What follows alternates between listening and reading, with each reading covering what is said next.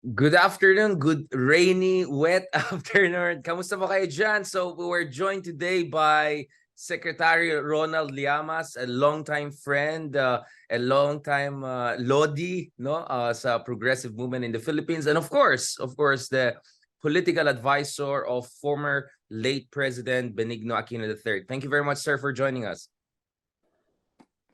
Good afternoon, Richard. Long time no see. I know, like 28 hours. And then I'll see you again in 2 hours in person. All right. Ronald, I think the cosmic forces are bringing us together, right? I think there's a reason why we keep on bumping into each other, because I think that reflects also the intellectual waves that is, is converging us. So I see, medyo mystical sa akin yung nangyari dito. No, I really wanted to talk to you, Ronald. We have had the opportunity of joining each other in different panels. We had the pleasure of interviewing you. It's a real talk, a different platform I have. But today I want to talk to you as a progressive, not only as an analyst, because you have many hats, of course, But I want to talk to you first as a progressive, and then from there, let's look at how a progressive analysis looks at the Philippine political landscape and the future. Of course, I want to talk more about President Aquino, your understanding of him, because katulad ng pinag-usapan natin, wala pa tayong matinong biography, I think, of any of our contemporary presidents yet. Although I did a biography of Duterte early on, but I think we have to do a proper one. But on Aquino, he was, I think, one of the most consequential leaders in Philippine history. You cannot explain Duterte without Aquino, right? You cannot explain where the Philippines today is without Aquino, whether good or bad, depending on how you want to look at it. Obviously, our understanding is more on the good side than the bad side. But before going to President Aquino and the Philippine opposition and Leni and Risa and all of the folks there, let's talk about you, Ronald, because today you are one of the most celebrated analysts in the country. I see in posh diplomatic events, Malayo pa ako kay Richard Sidaria. Exactly, medyo caviar, ano na, but before becoming a caviar socialist, and going to Europe and meeting the NATO Secretary General and all of those things. Now, Ronald, you had your beginnings really doon, di ba? On the ground as it can get. Can you tell me, Ronald, what made you the progressive, radical, and in a good way, and the brave, courageous person, at least in your younger years, we can talk about today now. Paano nagsimula yan? How did the business start? Paano ka maging aktivista, at least during your era? Well, I started in the University of Santo Tomas, basically by accident. I was walking in the corridors ng college namin. I saw a sign for examinations para dun sa aming college paper, The Flame. I tried it, pumasa, and there was no turning back. Because as a campus journalist, you have to research a lot of things. And then while researching, you discover a lot of things na hindi mo alam before. Coming from a middle-class family whose parents are all working in government, Defense Department, National Police Commission.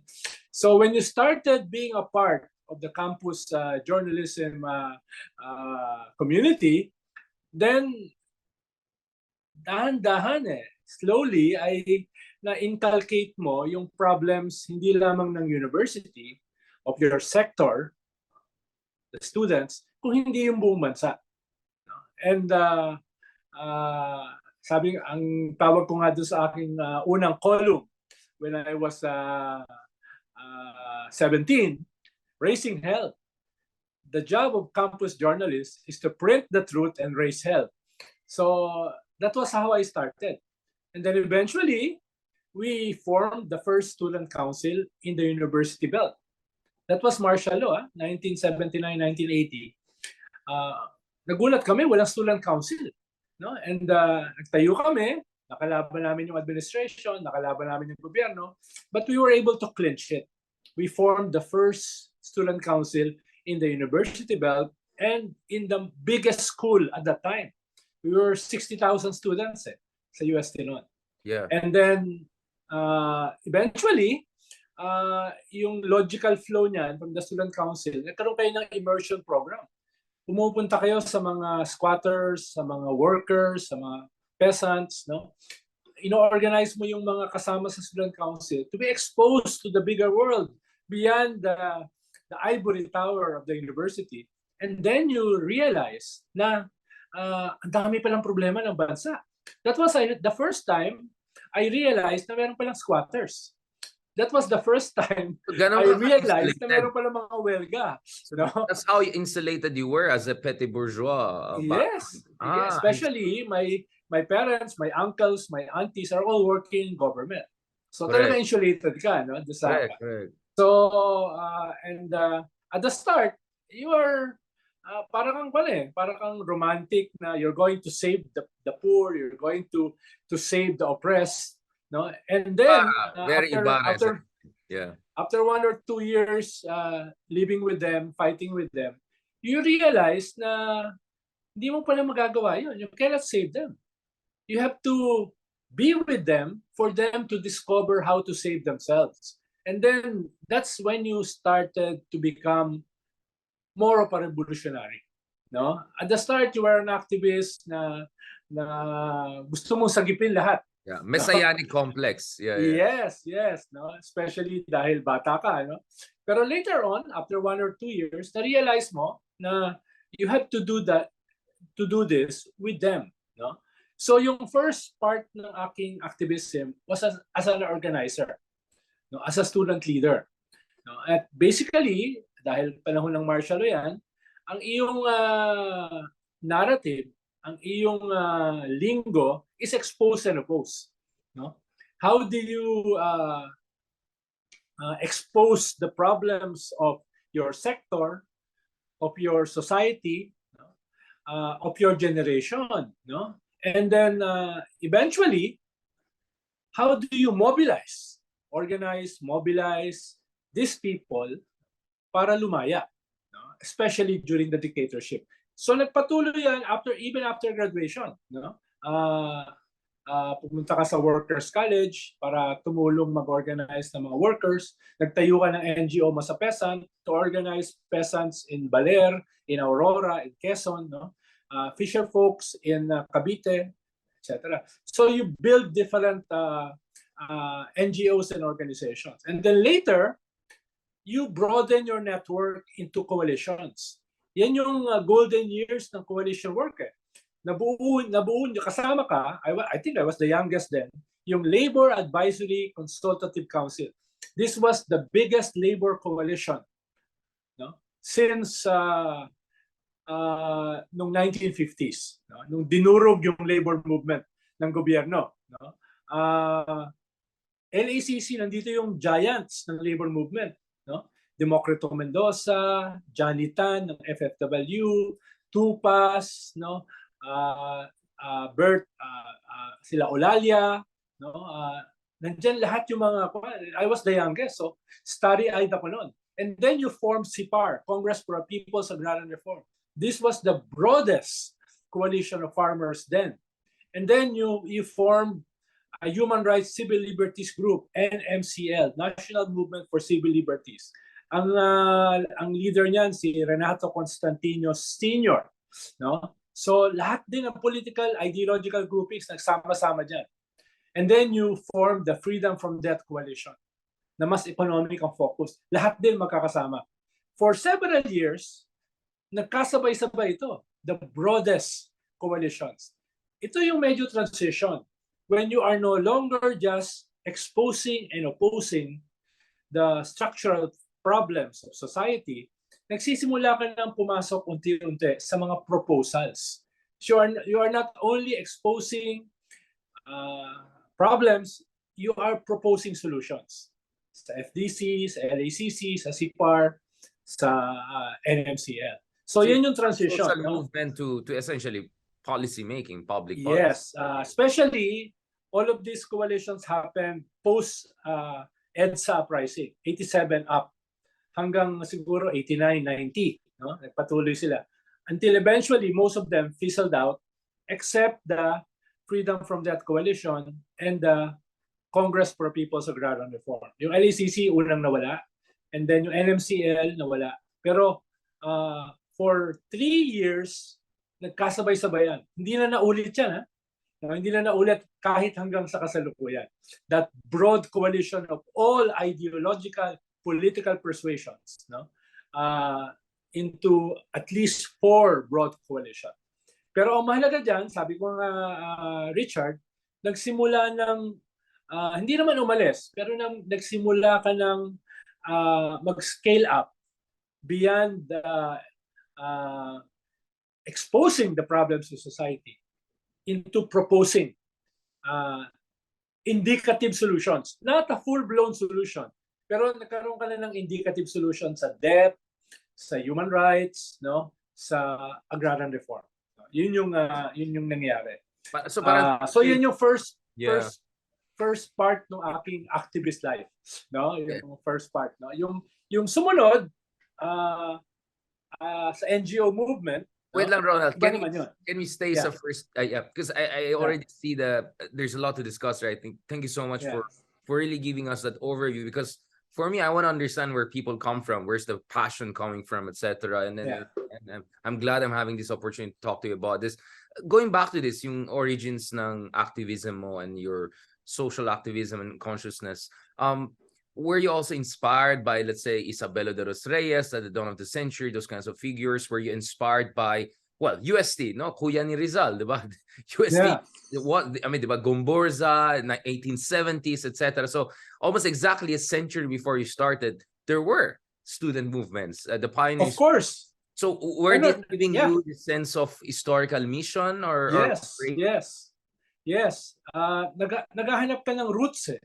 No? So pinag-aralan mo sila Isabella de los Reyes, binalikan mo yung even the Philippine Revolution, no, against Spain, no? Binalikan mo yan, pinag-aralan mo how they organize people then, yung religiosity ng mga Pinoy, at the same time yung kanilang struggle for national liberation, nagkaroon ng link, di ba?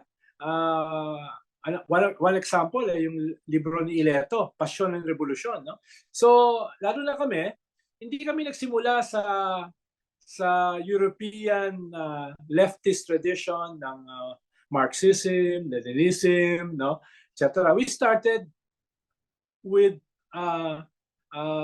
liberation theology, no? Doon kami nagsimula. So, naghahanap kami ng roots sa ating kasaysayan para ma-inspire kami, no? As well as get lessons from the past. No? Yan yung Tapos, naghanap din kami ng lessons outside. Ano yung mga successful revolutions?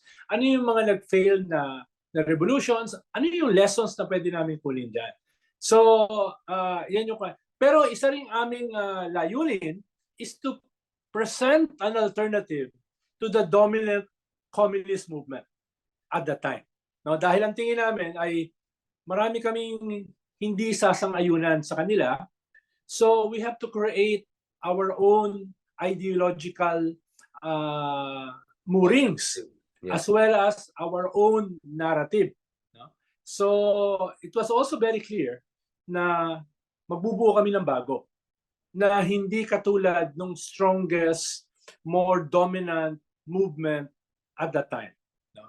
So yun yung isang dahilan kung bakit nabuo yung aming ideological perspective.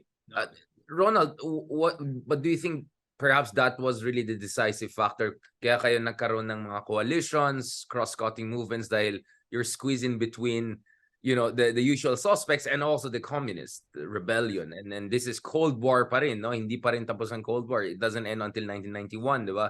Do you think that was really the push factor that brought all of you groups together? Kasi notoriously factionalist ang mga Pinoy, di ba? I mean, the joke is you put two Pinoys together, you get 3 organizations, right?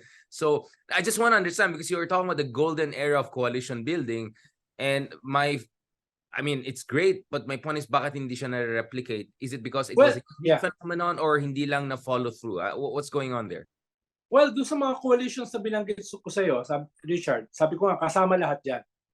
Pero isang mahalagang variable dyan, bakit sumama yung dominant communist movement, or at least their legal and front organizations, ay dahil humbled sila nung nangyari sa EDSA.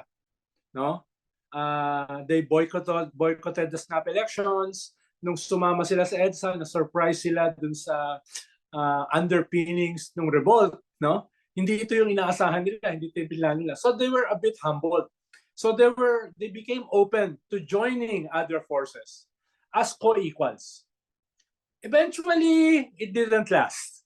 Pero at least for several years, yung humility nila helped create these broad coalitions. So hindi lang dahil kami ay iba ang pinanggalingan, we value our role as fulcrum, as a balancing level in all the coalitions, but also because the dominant traditionally sectarian and dogmatic communist movement was humbled. So naapektuhan din sila nung EDSA, no, na paano nangyari ito? Bakit wala sa ating formula ito? No, bakit wala sa ating analysis ito? How did this happen? That's why they opened themselves to these coalitions, no? Na baka wala at this point. Wasn't it klaseng, tactical? Baka humility. tactical lang yun. Do you think it was genuine? Yeah, it could be. Tactical lang, It could be, but for some of them, it was more strategic. That's why some of them eventually left the movement, formed their own organizations, or ito yung naging crucial sa split ng communist movement noong 1991. No? Nung yung mga bagong ideas na hindi na ma-absorb ng movement nila, some left or some formed their own groups. Yun yung nangyari. Sir Liamas, I mean, we have had Teddy Casino with us, Robin Carranza, Walden Belli. This is the question I was asked, and I'm going to ask also Professor Munsut soon. We're going to also interview her.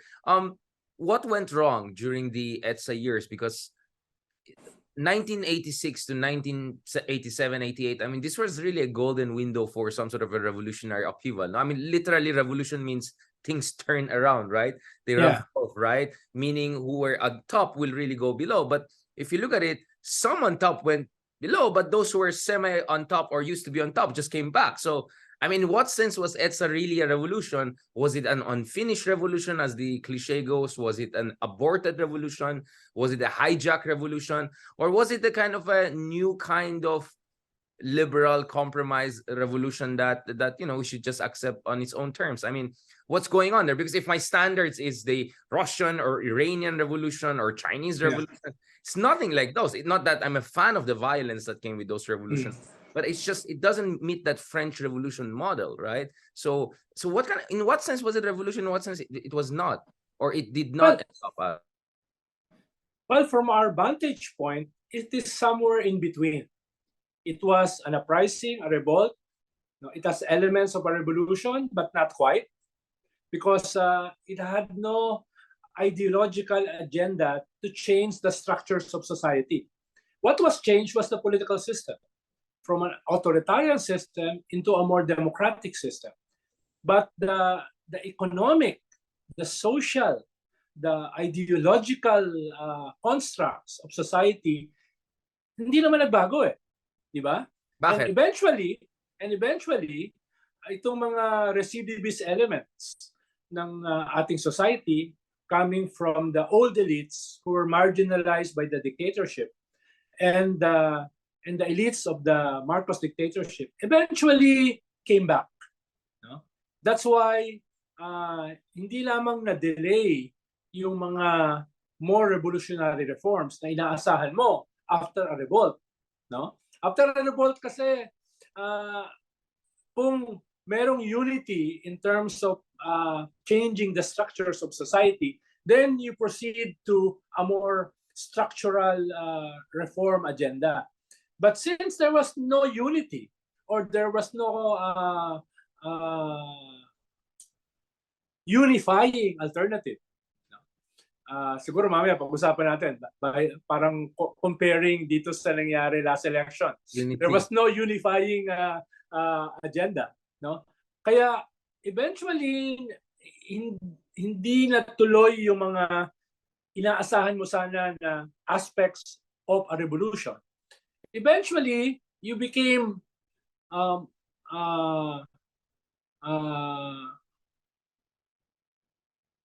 nakita mo yung weaknesses of liberal democracy. Nakita mo yung unfolding of the limits of the liberal democratic system. Medyo protracted. It took you more than 30 years. No? Pero nakikita mo from the start hanggang sa kasalukuyan yung weaknesses ng kawalan ng isang revolutionary agenda or ethos.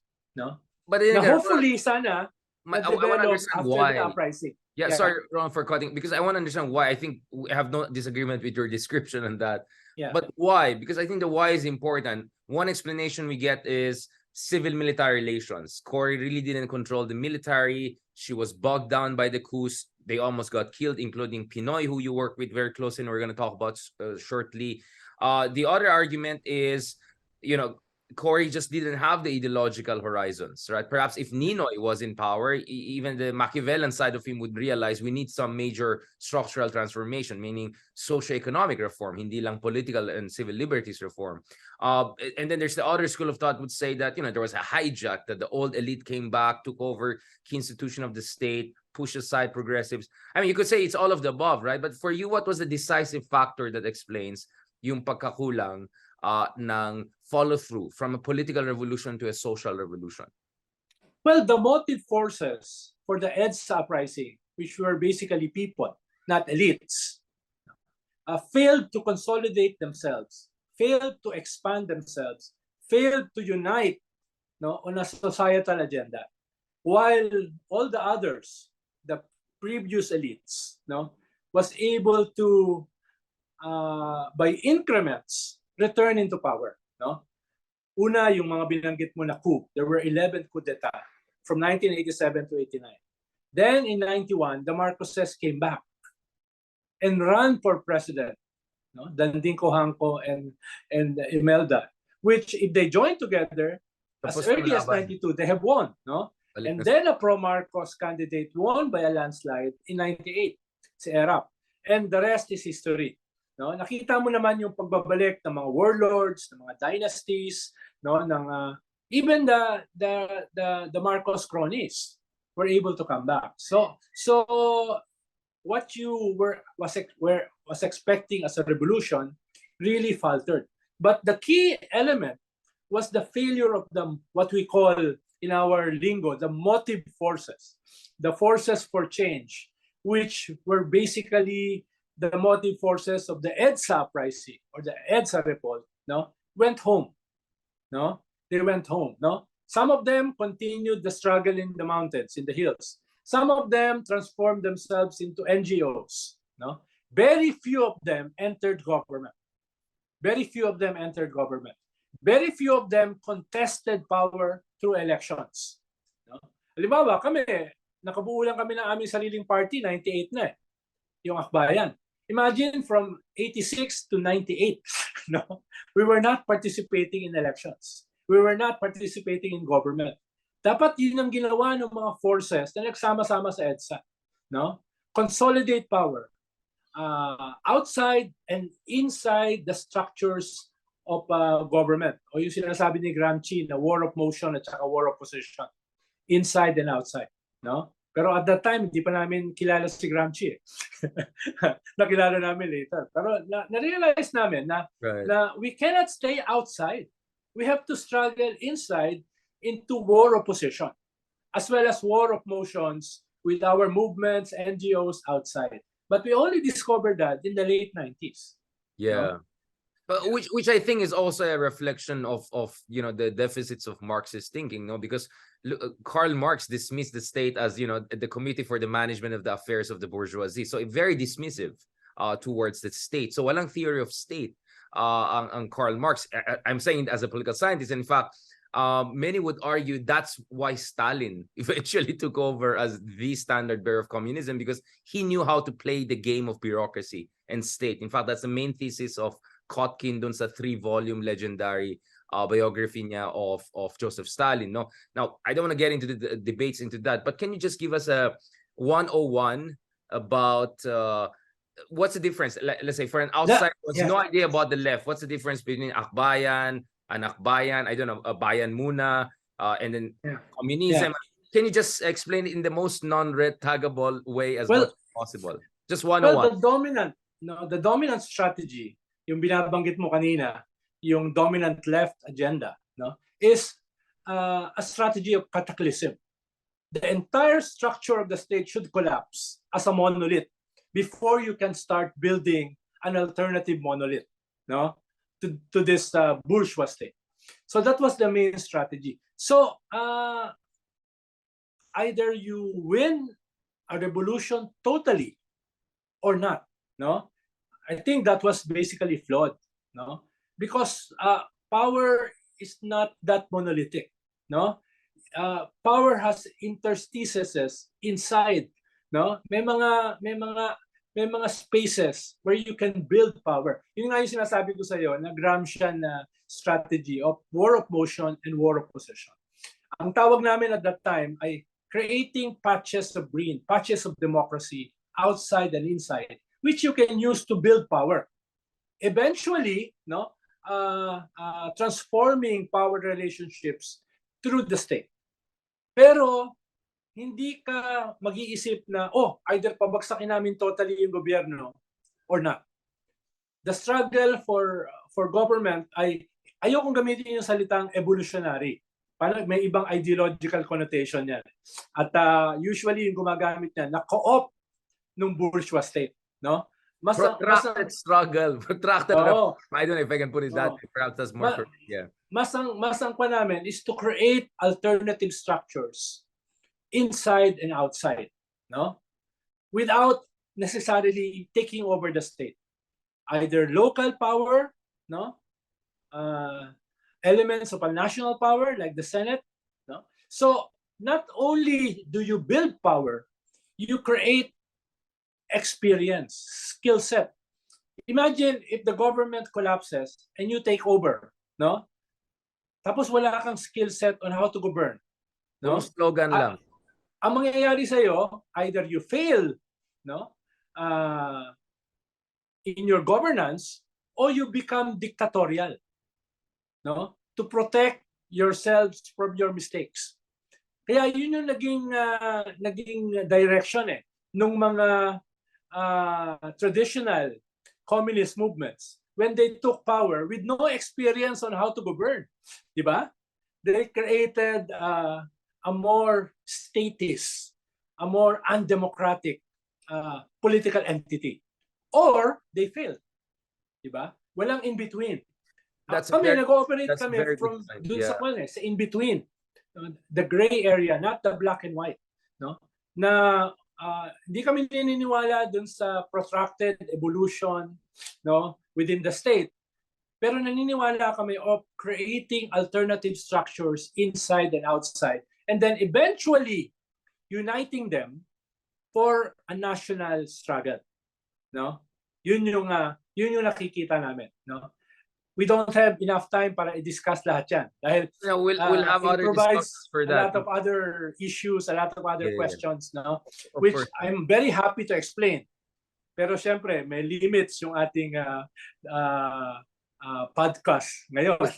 This is a continuous conversation, of course, Ronald. That's why every 48 hours nagsasama tayo. No. Yeah. My point is, I also very much appreciated your point on the mobilization deficit. Yung idea na doon tayo pag moment of EDSA, doon tayo pag elections. In fact, it just came back to me the other day. I was reading about civil disobedience, by Henry David Thoreau. He said, every vote for the right is doing nothing for it. It is only expressing to men feebly your desire that it should prevail. A wise man will not leave the right to the mercy of chance, nor wish it to prevail through the power of the majority. In short, mobilize, do something. Huwag ka lang matuwa dahil matino yung binoto mo last election pero hindi nanalo, so wala na akong pake sa politika. Ay, hindi ko nakasalanan. Ginusto niyan.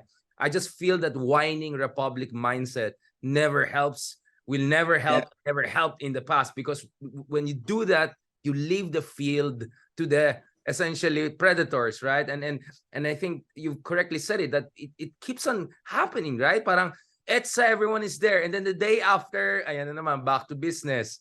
Elections, everyone comes there. I mean, I can see that because as a social media person, I can see your views go 1 million during elections, and then after election it goes 10,000, right? Like you can see the engagement level, like literal, you can see it analytically, di ba?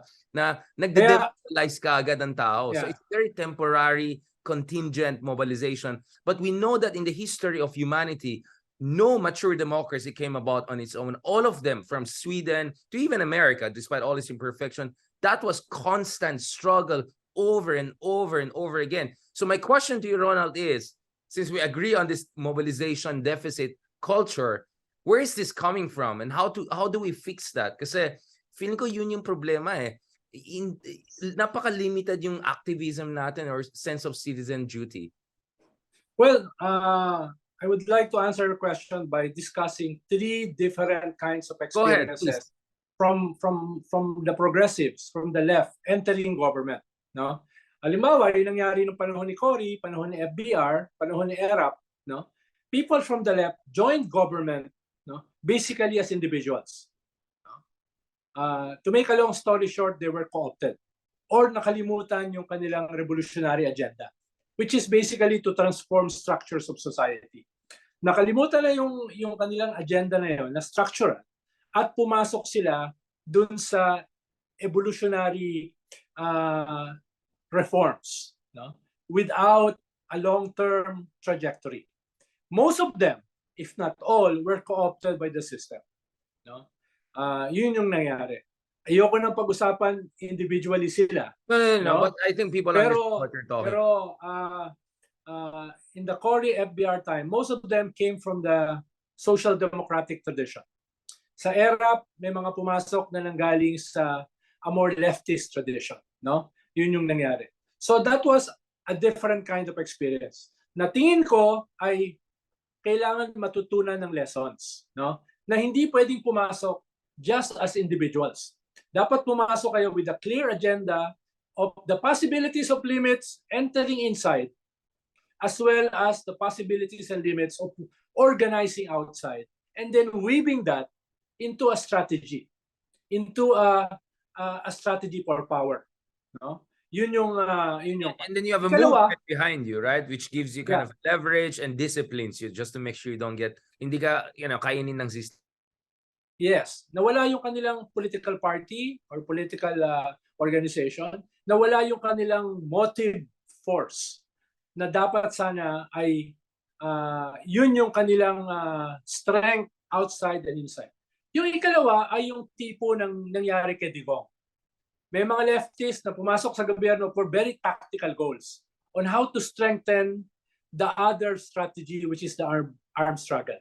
So pumasok ka sa gobyerno, not really being serious of using government as an arena of struggle, but using it, no, to get resources, no, towards a different kind of struggle. So that's a second kind of a strategy entering into government.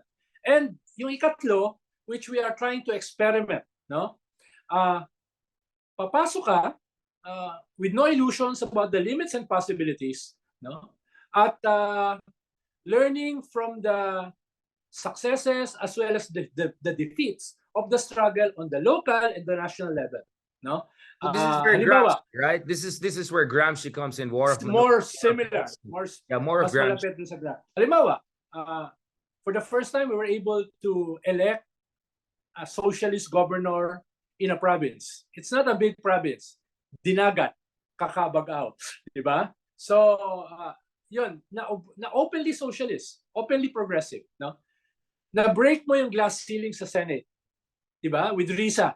For the first time, you have an overtly socialist politician becoming a senator and a woman at that, no? So na break mo yung glass ceiling mo sa Senate, no?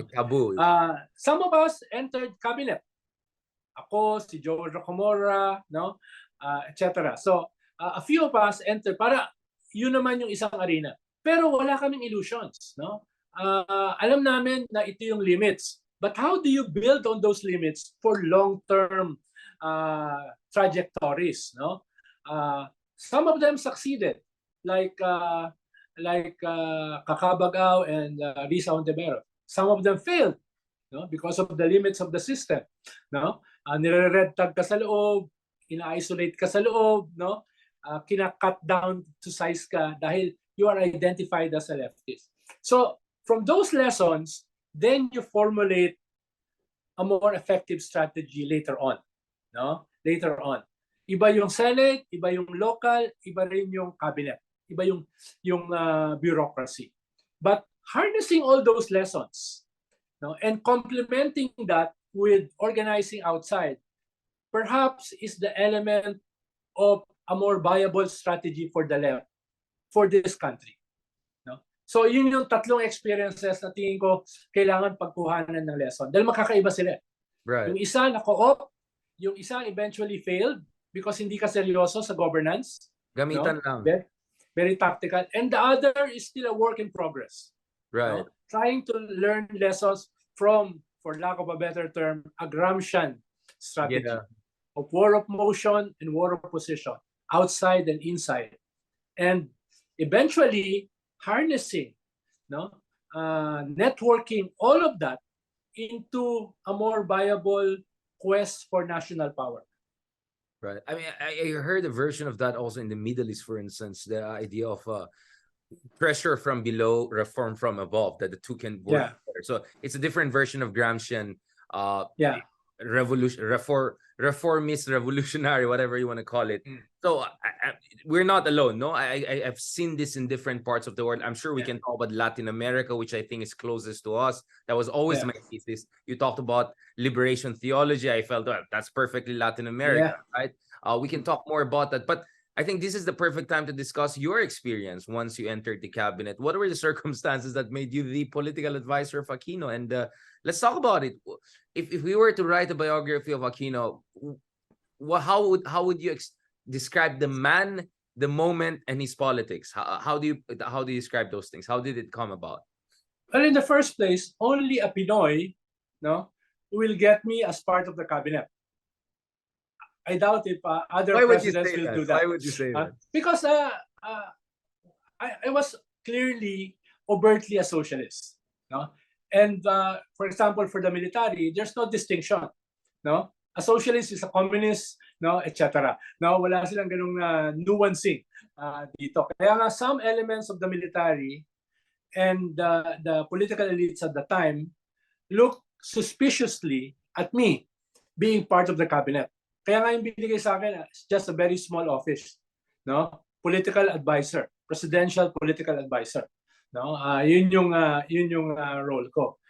Kalawa, my role is one of the most difficult because you are the messenger of bad tidings. You tell the president what he doesn't want to hear. Most cabinet secretaries, ang sasabihin sa presidente, puro positive about their departments, dahil kailangan nilang i-preserve or i-increase yung kanilang budget, no? Because these are huge departments. Ako, meron akong small staff, no? At yes, kasama ako sa cabinet meetings, pero I don't run government. So the president can accept or reject my advice. Most of the time, they were rejected. No? Dahil nga, being a messenger of bad tidings is not the best job in the cabinet. No? Sasabihin mo sa kanya, honestly, boss, medyo mali yan. Boss, ito yung problema. Boss, ito yung mga kalaban. Delikado yan. Sabi nga sa akin ni Pinoy, no? Problema sa'yo, Ronald, sasabihan mo ako ng mga problema, araw, hapon. So hindi ako makakatulog sa gabi. Ano si Pinoy, kasama sa personality niya, sineseryoso na ito eh. No? Sineseryoso niya yung sinasabi mo. So, usually, pag pinaabot mo sa kanya yung masamang balita o problema, hindi siya makakatulog. No? Very conscientious siya. No? Pinag-aaralan talaga niya at saka dinidibdib niya. Unlike a lot of, like most politicians. No? Yun yung kanyang kwat. Tapos sinitignan niya yung implication, hindi lamang sa kanyang present governance, kundi for the future. No? It's a different thing dito sa sinasabi ko. Pero halimbawa, some of the members of his cabinet gustong gastusin yung mga resources ng gobyerno, halimbawa GOCC, SSS, GSIS, para maging popular. Hindi lamang si Pinoy, kung hindi yung kanyang gobyerno at yung mga tatakbo later after his term. So, si Pinoy, very conservative. Hindi natin pwedeng ubusin ang pondo ng GSIS. Kailangan maging sustainable yan for future presidents, for future governments. Kailangan wag natin ubusin ang SSS, etc. So, may ganun siyang conservatism. No? Kung kukumpara mo halimbawa kay Digong, ubusin yan. No? Ubusin yan. No? Taasan, i-triple ang sahod ng mga sundalo at pulis without studying how this will impact our fiscal status. No? Na ngayon, pinoproblema natin. Diba? Yun yung kaibahan halimbawa between Pinoy and Digong. No? Si Pinoy nag-iwan ng 1 trillion in savings kay Digong. Si Digong nag-iwan ng almost 13.5 trillion na utang. Yeah, pero may pandemic naman kasi. I mean, yun ang excuse nila. Yes, pero kung i-deconstruct mo yung pandemic, hindi ganun karami yung napunta sa pandemic dito sa inutang niya. Hindi ganun karami, no? Halimbawa, vaccines. Marami sa mga vaccines ay libre, no? Maliban yung galing sa China na overpriced, no? So, ganoon yung inubo mo kanina, no?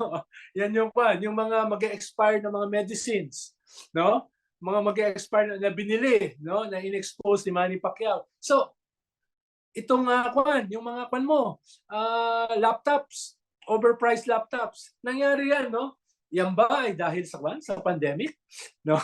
So yun, dapat i-deconstruct natin na kasi yung paliwanag lagi nito, hindi may COVID eh. Hindi may pandemic eh. I think that's not that true, no? Yung klaseng excuse. Ronald, was there a moment that we can talk about the shortcomings shortly, but were there moments na na-impress ka kay Pinoy na okay, like this is a singular president we have had na parang this is something special that you felt proud and you felt at least happy that you joined his cabinet? Because I'm sure you also had a lot of misgivings, a lot of worries being part of the cabinet because lahat ng problema, you'll also inherit that could na-impress ako dahil sa changes sa kanya as a person, as a leader, no? Nung kilala ko siya as a congressman, as a senator, ibang-iba siya when he became president. No, parang nung congress siya at senator siya, he just wants to maintain the Aquino name, no, sa political landscape. Nung naging presidente siya, nag-scale up siya in terms of eloquence, in terms of hard work, in terms of learning, no, listening. No? Halos iba siyang tao eh. Doon sa pagkakakilala ko sa kanya before he became president. Nag-scale up siya. No? Hindi ko nga iimbitahin niya para magsalita sa mga forum namin eh. Dahil ang tingin ko naman sa kanya, hindi naman siya ganun ka-eloquent. Pero nung naging presidente siya, gumaling magsalita. No? But that's just the tip of the iceberg. Pero mo, yung sinasabi nila noy-noying, that was exactly the opposite of Pinoy. No? Dahil hindi natutulog yan eh, para pag-aralan lahat ng pag-uusapan kinabukasan. At dahil meron siyang photographic memory, hindi niya makakalimutan yung sinabi mo. So hindi mo siya pwedeng bulahin. At ikatlo, napakalinis niya, no? Wala kang masasabi na corruption na nakita mong nangyari under his watch. Perhaps may mga nangyari within the government. Pero immediately nakikita mo around him, no? After 9 years of Gloria Macapagal-Arroyo, 3 years of ERAP, makikita mo yung kaibahan. No? Makikita mo yung... Perhaps, looking back, I would have wanted him to be more ruthless, no? More cynical, no? To sustain... Good Machiavelli. A little bit, no? To sustain his political agenda. Dahil yung landscape are all rent-seeking, cartels, dynasties, warlords, no, etc. Kailangan durugin mo itong mga elements na ito, no? At magsimula kang mag-create ng a new political movement, no? Na it's a war, no? And in a war, no? ay dapat may certain level ka ng ruthlessness at saka decisiveness, no? Sabi mo Machiavellian, di ako nagsabi noon, no? Sinabi ko yan, good Machiavelli, di ba? Good Machiavelli. No, I mean, Ronald, so you said malinis, matalino, or at least steps up to the plate, to the moment, to the occasion, conscientious. Someone else also comes to my mind, especially when you said, but not as brutal or Machiavellian as that's Leni, right? I mean, if you look at Leni Robredo, right? I mean, she fits all of that, you know, malinis, progressive, grassroots driven, etc. But if there's one critique you can make of her is that hindi siya politiko, right? She became a politician who didn't have some of the attributes of a politician, and perhaps that's ultimately the explanation why this enabled the other side. I mean, I'm not blaming her. I'm just explaining this because I see some continuity between Pinoy and Leni, except for me, Leni is even more of a political outsider and had more grassroots progressive. Yes, exactly. Than Pinoy. So in a way, she's an improvement on Aquino in terms of progressive credentials, etc. But the ruthlessness is even lower, perhaps, right? I mean, let's talk about this. Let's talk about Leni naman ngayon, because because for me, there's a tragic element to Pinoy, to the Pinoy administration, because I know he had great intentions and he did some very good things, but he didn't end on the best notes, and it really provided the best opening for Duterte to come in. And then Leni comes in. It's a different kind of political grief that takes over you, because I mean, every time I put Leni out there, Totka, no, the one that got away, and you see all of the hindi na whining, it's genuine grief that you see among a lot of our kababayan who never supported Liberal Party or even Pinoy, but they love genuinely Leni. Ito yung tinatawag ko na pure pink. Ito yung mga bumoto kay Leni na hindi bumoto dun sa Liberal Party candidates last elections. There's just something about it, Ronald. So I want to talk to you about it. What is your reading of Leni? Were you surprised by her becoming the vice president, beating no less than Marcos Jr., and then how she navigated the Duterte era and ended up as first runner-up, at least in last year's elections? Where's the good stuff and where's the not so good stuff, and what is the lesson from that? Yeah. Siguro by comparison, Richard, baka mas malapit si Leni kay Cory, no? Bagamat naging congressman yun yung branding, siya. Kasi widow. You know, bagamat nagkaroon siya ng experience as a congressman before, pero talagang wala siya masyadong political experience, no? Si Pinoy kahit papaano meron eh. Di ba? He's an Aquino and a Cohanco. So when he was growing up, naoobserbahan niya yung mga power dynamics of this of his family, no? Ikalawa, naging kwan siya eh. Naging congressman siya, naging senator siya. So meron siyang mas marami siyang political experience kaysa kay Leni, no? Yun yung siguro kaibahan niya. Kaya in a way baka mas kahit hindi siya prepared to be a president, baka mas may wherewithal siya, no? To be what he became when he was president, no? Si Leni was very reluctant, no? Naging congressman siya dahil namatay yung kanyang asawa. Even more reluctant than Pinoy, just to put in the context. Yes, even more reluctant, no? Tapos nung tumakbo for president, she was too late. Bakit? Dahil ayaw niya eh. No? Naalala ko pa mismo yung pagtakbo niya ng vice president, last minute yun eh. Di ba? Ang kinakausap nila for vice president si Grace Poe eh.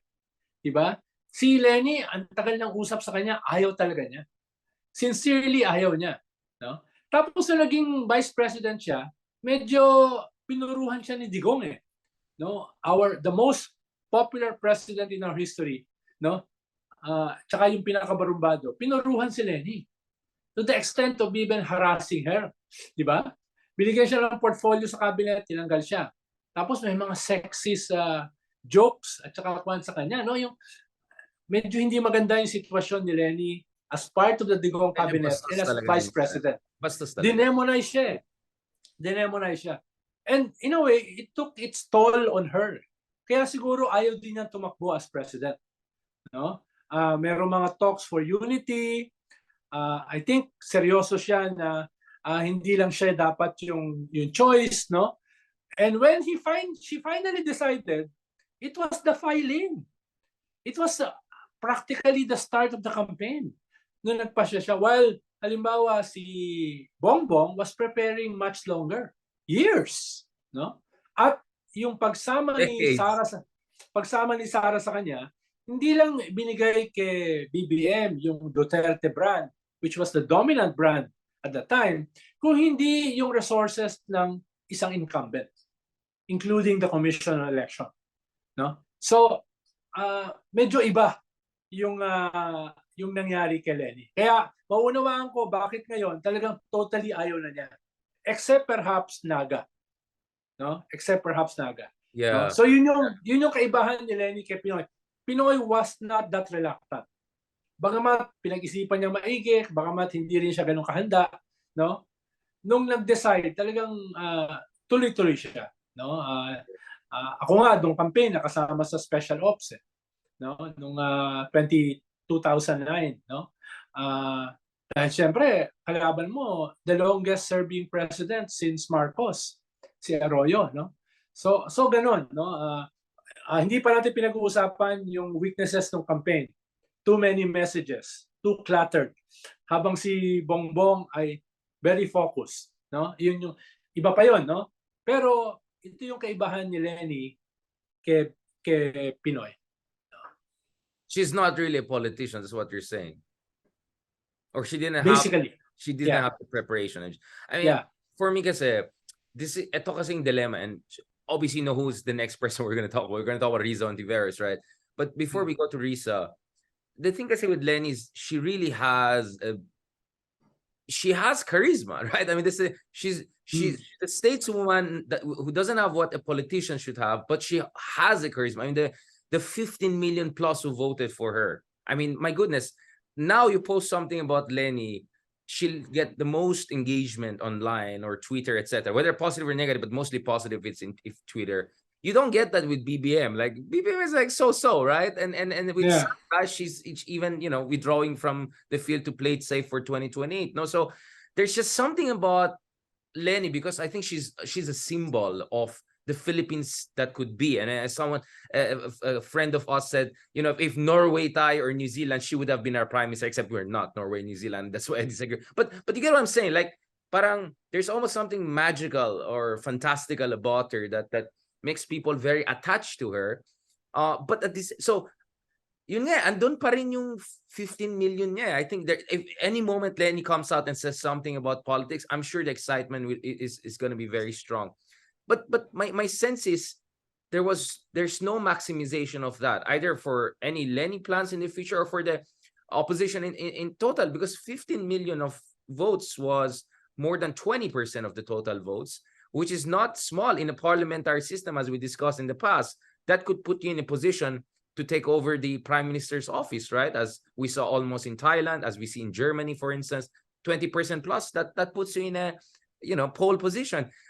But parang for some reason, I didn't see mobilization of that pink movement. That I think is really a Leni thing. It's really a Leni thing. No, but Leni seems to be focused on Angat Buhay for now. So I don't know. Maybe I'm just asking too much. I sometimes I feel bad. I feel I'm being mean to people in opposition, etc., by calling out some of the whininess and denialism. But this comes from a place of concern, because I know the opposition can do better, and I was really glad to hear your views on this. But can you share that to our audience? Because a lot of our followers, I mean, let's just be honest about it, are what you can call the kakampings. No, these are people who engage politics because of Leni, not because of Aquino, not because of Liberal Party. Really, it's Leni. It's really Leni that brought them into politics, and they're still very interested. Let's go. I mean, you can say I'm a bit emotional about this, but my mind is going different. There, a part of me wants to be off, and a part of me saying like, but she has done so much. She has sacrificed a lot. I mean, you could see that she went through a lot. Kasi nakita ko yung picture niya from SONA 2016. You know? She was this young, fresh, aggressive, and now you can see, you know, she's trying to get the respite and recovery. And I'm glad that Ma'am Leni is taking care of herself, because I know how hard the 6 years was for her during the Duterte era. Well, Leni was a lot of things. No? Hindi lang siya isang singular symbol. Una, no? Siya yung naging successor ng kanyang husband, si Jesse Robredo, na probably kung hindi namatay, could have also been a presidential timber. Di ba? At iba yung pinanggagalingan ni Jesse Robredo dahil hindi siya talaga kasama sa political elites. Di ba? Outlier siya eh. Palabas siya. At naging simbolo niya is yung chinelas. Di ba? At yung kanyang department ay isa sa biggest department sa gobyerno, DILG. Some might even say yun yung little president rather than the executive secretary. So, minana ni Leni yung ganong klaseng mantra. No? Ikalawa, yung dahil wala namang kandidato yung Aquino, sa kanya napunta yung mga elements ng Aquino, no? Sa kanya napunta, no? Sa kanya. At ikatlo, yung anti-Marcos sentiments ay siya yung naging rallying point, no? Pero panghuli, yung kanyang image na disavowing power, no? Also became very attractive. Parang naging simbolo siya nung hindi uhaw sa kapangyarihan. Naging simbolo siya nung ayaw sa kapangyarihan for its own sake. Di ba? At hindi yan nawala sa maraming kabataan. Yung kanyang 15 million plus votes, yan yung boto ni Pinoy when he won. That was almost the vote of Duterte when he won. 16 million votes. So, I agree with you, hindi yan maliit. No? Hindi yan insignificant. Pero mas mahalaga is the quality of that 15 million votes. These are volunteers. Ito yung mga hindi hinahakot sa mga rally. In their hundreds of thousands, even in their millions. No? Yan yung mga yan yung hindi ka masyadong gagastos. No? Hindi mo sila bibigyan ng pagkain, ng pamasahe, ng allowance, ng mga paraparnalya. No? Yan yung mga dadalhin yung sarili nila at yung kanilang pamilya sa rally. Ito yung essence ng EDSA before, di ba? Yan yung essence na akala mo na wala na. After more than 30 years ng weaknesses ng liberal democratic institution, nandyan pa pala.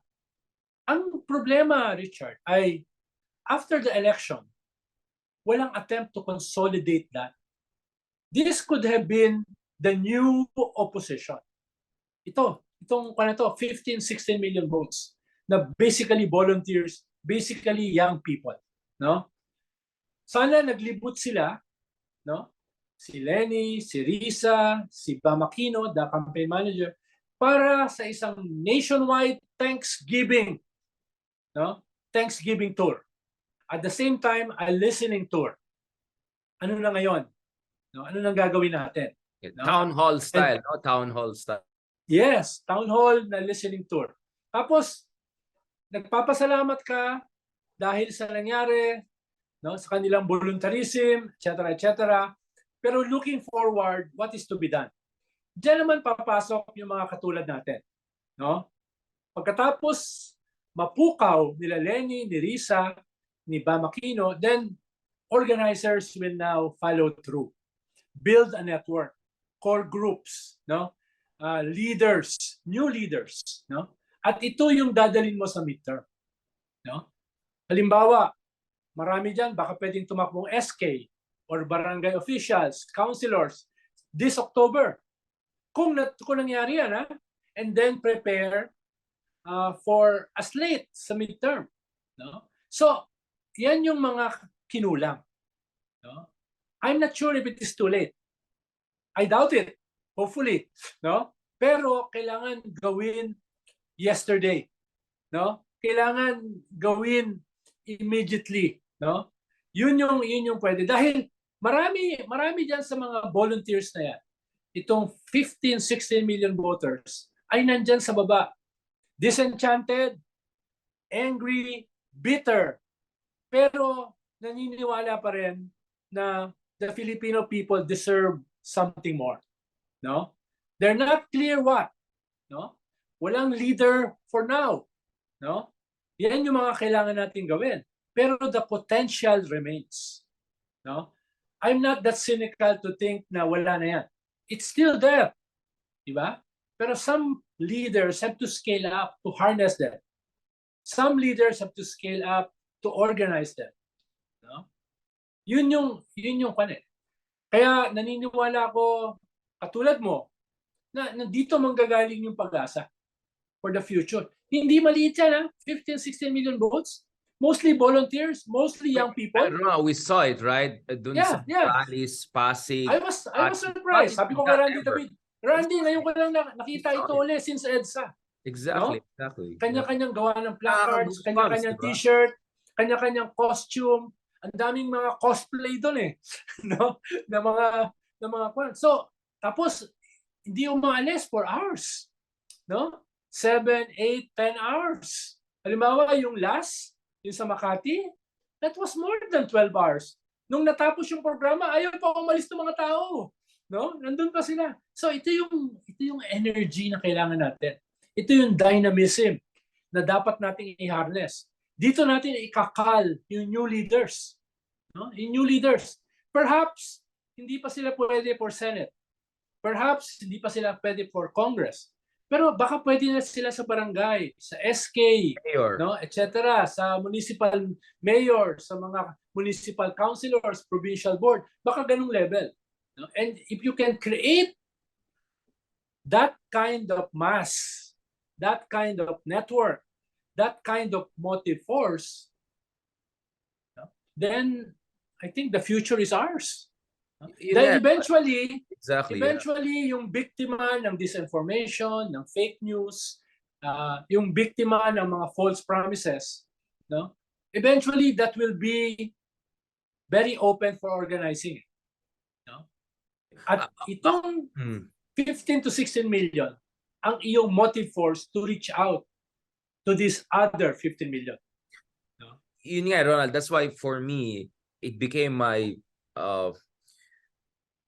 inexplicable mission to call out some of the gatekeepers out there, the influencers of supposed opposition who have been spreading toxicity, who have been blaming voters. I mean, alam mo, the whole nonsense about, kasalanan ng voters yan. Like, I just feel that's what's holding back the opposition. And if there's one disappointment I have, perhaps I'm being unfair, is that, the type of leaders like Leni haven't called out these people. There was some attempt by the Robredo daughters during elections, but the problem is I saw a lot of the toxicity after elections, especially the first 6 months, to a point na bati ako, bati si Vico Soto, lahat kinakancel na kami, diba? Because we didn't buy their version of denialism. Na lahat yan ginawa lang ng hocus pocus yan. It's like, isn't that what they tried to do to Leni? Like, where's the and then yung Google Trends and all of that clown show. You know what I'm saying? And then attacking us as parelevant, etc. It's like, what parelevant kami? So we're just trying to help. Diba? So I just felt there's this group of gatekeepers, bloggers, whatever there, who are holding the opposition back because they're spreading negative energy rather than perspective. And this is the perspective. The reason why I didn't give up on the country after elections, I didn't have PTSD. In fact, you could see me, I kept on writing more and more, is because I never forgot the hundreds of thousands I saw from Roas Boulevard to Makati. And then I saw nothing but opportunities. Like, oh my God, this is the future for the opposition of the Philippines. This is the future for the country. Maraming may gusto, but the flock needs shepherds. Maybe not one, but multiple shepherds. And speaking of shepherds, well, one of them was successful in last year's elections, which proves that the election was not totally focused. And that's Riza Hontiveros. I almost said Riza Araneta. Wala na, naubos. I'm sorry, like kasi Ronald, ang dami kong I had a lot of fights on Twitter over the past 6 months and all, because I was really calling out one by one all of these toxic, anonymous. Pumapatol ka kasi. Patol talaga ako kasi Ronald, napansin ko, no one is calling out these clowns. And ako naman, medyo mayabang. Like, oh, you want to take me down? Let's go. Thanks for the engagement, right? So medyo makapal ang mukha ako. So I took on them. Kasi mahina sila sa Facebook, YouTube, no? Pero sa Twitter kasi malakas talaga yung mga iba dyan. So I took on them their own platform. Inisa-isa ko silang lahat. And unfortunately, nagkalatin ako. Syempre, tao lang tayo. Nainis lang ako. I said stupid things. But I just felt someone had to be stupid enough like me to do it because sila yung nag-hold back And to be honest, this conversation, Ronald, it's not about you and me. I'm just trying to show to the people saan tayo galing when we give these advices. Hindi tayo nagmamaganda, hindi tayo nagpapa-relevant. At we're not here to stress out Leni. I know Leni deserves all the respite and all, but she's part of history. so many people love her. Or every time you say something about Leni, there's so much. I have friends in Singapore and other countries who love Leni. They're not even Pinoys, right? So there's so much to Leni that I'm sorry to say, but Leni, like, kailangan ka in whatever capacity, right? But in the meantime, you have Riza Hontiveros, right? Someone, you know, we all share a history with, you in the Akbayan movement, etc. And she's a senator. She's doing very well. We saw that she topped even a survey in Davao yata. Yeah.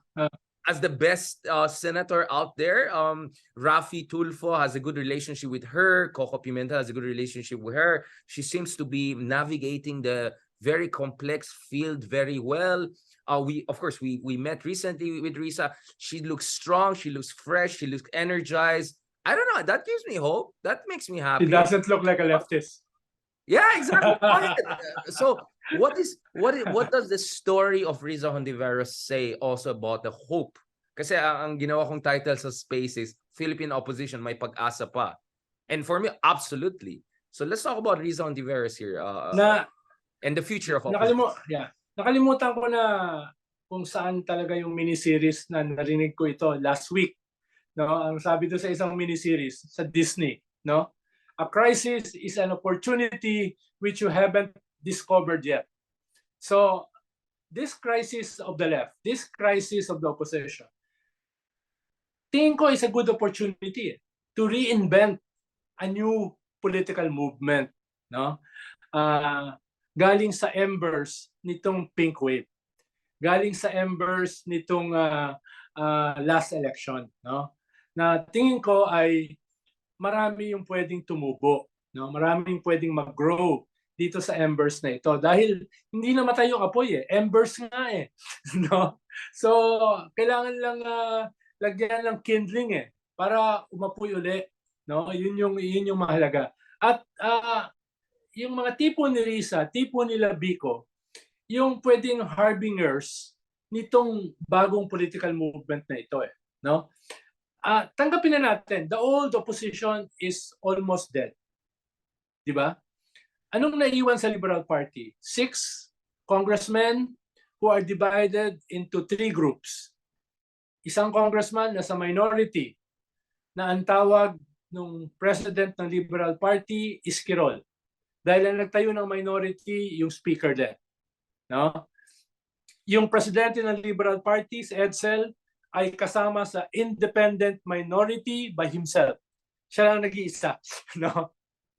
Tapos yung 4 of the Liberal Party are member of the majority, no? Ni Martin Romualdez. And most of the Liberal Party ay lumipat na ng iba't ibang mga partido. No? Yung Tiga Marikina, no? Ay nasa lakas na. Yung isang leader marami nasa NUP, no? Hindi ko alam kung may pumunta sa NPC. So nakakalat na yan. But they are practically just 6. Mas lalong kaunti sa mga LGUs. So this crisis is an opportunity for other new forces to grow, no? Yun yung mahalaga, no? For lack of a better example, somebody like Biko, who will be running for his last term as mayor in the midterm. Pero very open na yan sa 2028. Risa will run for something probably higher sa 2028. But she's doing good as a senator.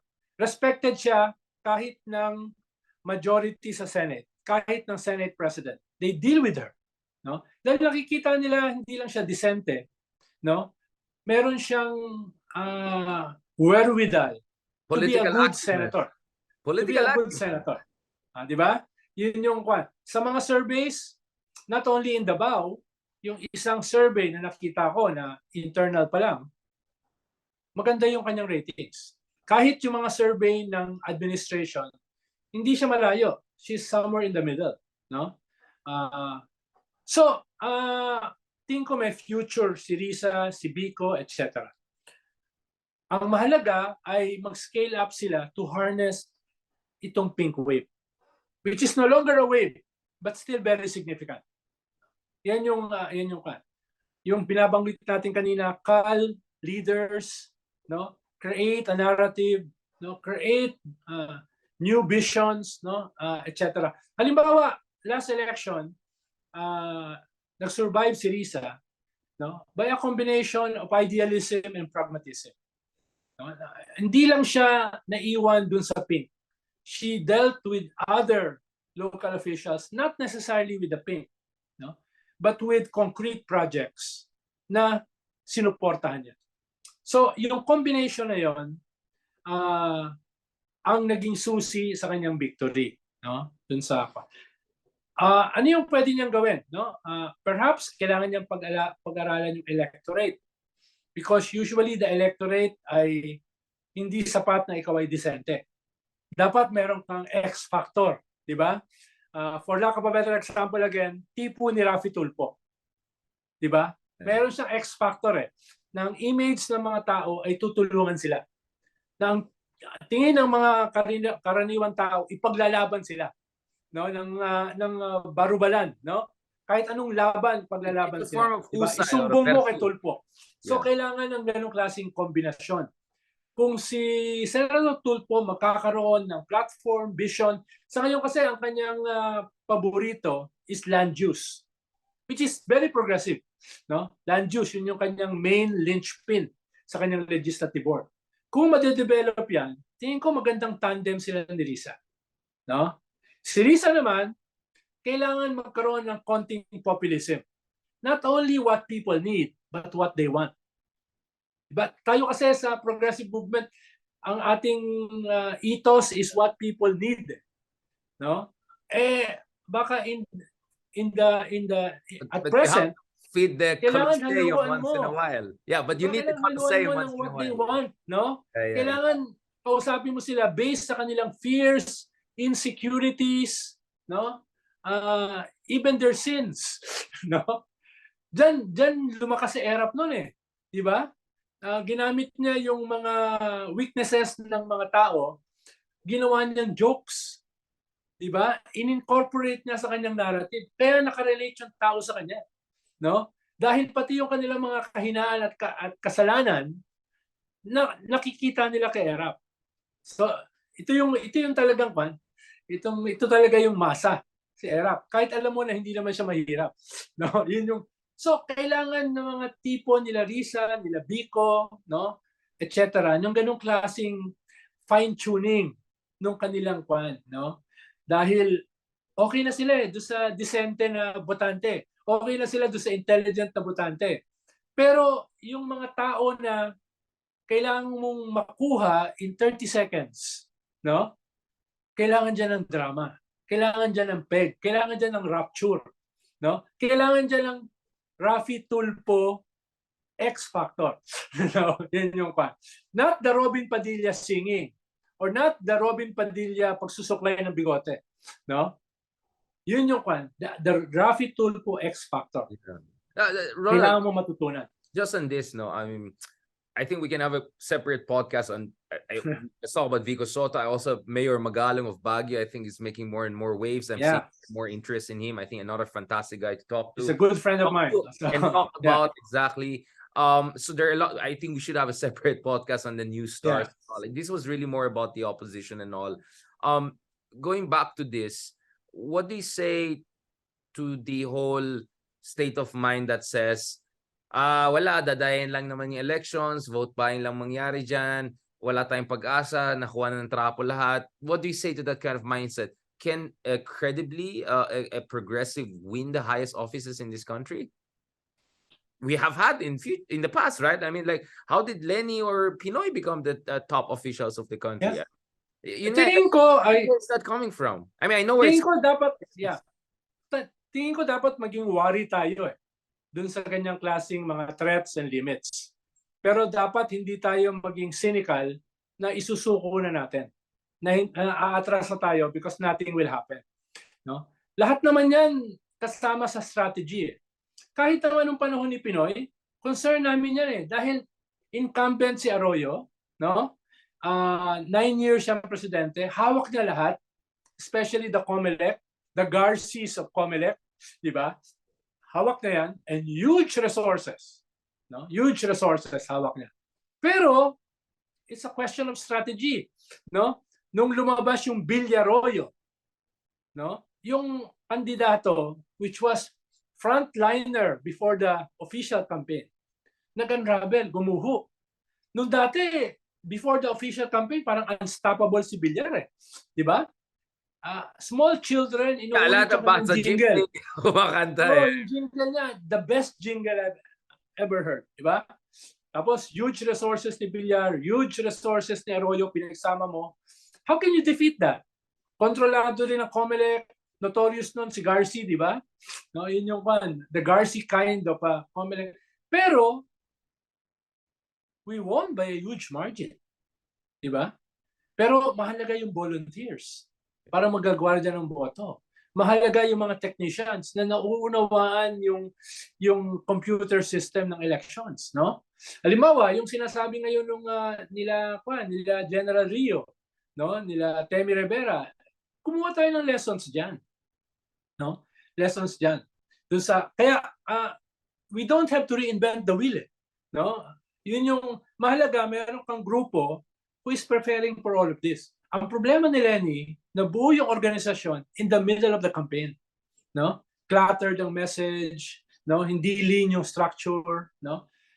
Okay yung voluntarism, pero kinakailangan mo ng war room eh. Kailangan mo ng isang war room, no, na lahat ng threat sa campaign ay pag-aaralan at i-overcome. Yun yung kulang dun sa campaign machinery nila. So, all of this with new, ang very basic is how do we harness this pink wave, this 15, 16 million votes, these volunteers, this army of volunteers. Ito yung kumakatok sa pintuan. Ito yung iyong, for lack of a better term, yung iyong pantapat sa mga trolls. Di ba? Ito yan eh. No? If you have half of that, no? If you have 7 million volunteers active on social media, ito yung army of Davids na pwede mong gawin. Pero we have to prepare earlier. No? Kaya halimbawa ngayon, nag-aaway na yung Duterte at Marcos 5 years before the next election. It's a good opportunity. Habang nag-aaway sila, nagko-consolidate tayo. No? Pinag-aaralan natin yung system. Pinag-aaralan natin yung messaging, no? Etc. So yun yung no? na kailangan natin pag-usapan, hindi lang dito sa iyong podcast. Yeah, exactly. Yeah. Thanks for that, Ronald. I think we have the good just overview pala. I'm sure the details are a whole conversation on its own, but I just felt we need a kind of a seminar on or a manifesto for a new re-energized opposition. And I think to a certain degree we have provided that. Is there any message, Ronald, you have to folks who are listening and some of them are like, they don't know what's going to happen to the country, leave or love the Philippines, you know, yung mga ganyan. What is your message to folks? Well, katulad na nangyari sa Thailand, tingin ko yung ating motive force are still the young people, right. The youth. No? Ito pa rin. You know? Ito yung less cynical, ito yung more energetic, ito yung more open to new ideas and new techniques. No? Yan pa rin yung so, kinakailangan natin ng mga leaders na i-harness yung potential na yan. No? Right. Katulad na nangyari doon sa friend natin, si Pita. No? Nag-start siya mag-organize Member of Parliament 2019. No? Mid-30s. Siya noon, no? Yeah. Tapos, kalaban niya ang king, kalaban niya ang military junta. He won. No? Especially in the capital, Bangkok. He won all the districts except one. He lost by 4 votes. And this is a political party mostly of young people. Kailangan tingin ko ito yung bagong movement, bagong oposisyon na dapat bunuin in the next 5 years. With hindi siya pinaupo as Prime Minister, pero hindi nabawasan yung kanyang victory. No? Sa ngayon, nagkakagulo yung military, yeah. Yung hari ay nagiging unpopular, no? Right. So perhaps yung kanyang defeat sa pagiging prime minister ay yung kanyang victory afterwards, no? Dahil Thai politics will never be the same again, no? Yun yung yun yung tunay niyang panalo. Diba? Nagkatalay siya ng isang bagong sitwasyon, bagong energy, bagong vision, at hindi yan mamamatay sa kanyang pagiging hindi prime minister. No? For now, and let's not forget, that's the other thing I always say, perspective is everything. I mean, the kind of challenges the opposition faces in Thailand, no offense sa atin, but ang layo. They have an absolutist monarchy. They have a military that is junta. It takes over government. They have all of these criminalization laws, less majest. You just say something against the king, you can go 20 years to jail. We have none of that in the Philippines. Yes, things are bad. We have red tagging. We have It's true. There are many horrible things happening in our country, but the political space is far better here in the Philippines than I would say than Thailand, than Turkey, than even India or even Indonesia. So I just counter blessing din ako. I always say, as horrible as things may seem, perspective is everything. And I always say, if you want to understand, kasi narinig ko yung iba na at least America, kahit may Trump sila, may ganyan-ganyan. I said like, watch Boardwalk Empire or Gangs of New York. The US was worse than us 100 years ago. And tuloy-tuloy yung laban. So the US democracy, whatever imperfection it has, it wouldn't have come this far if not for constant mobilization against oppression, against discrimination, against all sorts of things that are holding American democracy back. So yun nga, which goes back again to what you said kanina. I think we circle back to that mobilization deficit or yung lack of appreciation for constant protracted struggle. Medyo kulang talaga tayo sa political attention span, no? So I think what we're trying to do with this conversation is to keep people interested in politics, because that's the first step towards positive contribution to social mobilization and democracy. Democracy is not cheap, precisely because it's not just about voting. It goes way beyond the ballot box. Thank you so much, Ronald, for joining us, Secretary Ronald Liamas, for your honest, for sincere, for your very constructive, understanding and views on Philippine opposition and the way forward. I look forward to us having more of these conversations on many aspects of Philippine politics. Where can people find your work or follow you, Ronald? Anywhere and everywhere. So you write for Abante, diba? Do you write for Abante? Yes, please. I write weekly columns sa Abante, title ay Yari Ka. Meron din akong weekly sa Politiscoop every Monday morning. Yun, exactly. Medyo regular din ako kay Christian Esguerra. Right. Tapos once in a while sa The Chief, no? Tapos once in a while sa iyong podcast. Exactly. And others, so, no? Let's have it. Let's continue this, Ronald. Yeah. Sa akin naman hobby pero it's a good hobby. Halimbawa, one of the blessings, no, which we have to learn to count. Before, hindi naman tayo masyadong active sa media, di ba, Richard? No? Pero this past few years, bigla tayong nandun, no? Nagsasalita, commenting, attacking, intriguing. Ako, foreign policy talaga ako dati, di ba? Most Philippine scene, hindi naman talaga ako domestic eh. Kaya nga kanina, kwento ko sa iyo yung 2-hour meeting between Xi Jinping and Duterte. Meron niyang implications beyond the optics. Pero that's pag-usapan natin sa different let's have a separate one. Duterte versus Marcos. Magulong usapan yan. Sinulat mo yan sa column mo, sa Inquirer. Di ba? Yung impact ng global superpower dynamics dito sa Pilipinas. We're at the very nabasa ko sa iyo. Exactly. Let's do that. I think the Asia one, right? Yeah. Let's do that. Yeah. Thank you so much, Ronald, for joining us. So again, Secretary Ronald Liamas, former political advisor to the late President Aquino and longtime activist and one of the country's leading political analysts. Fantastic person. Follow him. Check him out. Look at his works. Support him. We need people like him. We need more people like you, Ronald, who don't say, you don't go into denialism and toxicity, but look at who know how to count the blessings, because there's so much blessings. On that note, see you later, Ronald. Medyo late na yata tayo for our next. Salamat. See you. God bless. Padayon. Bye.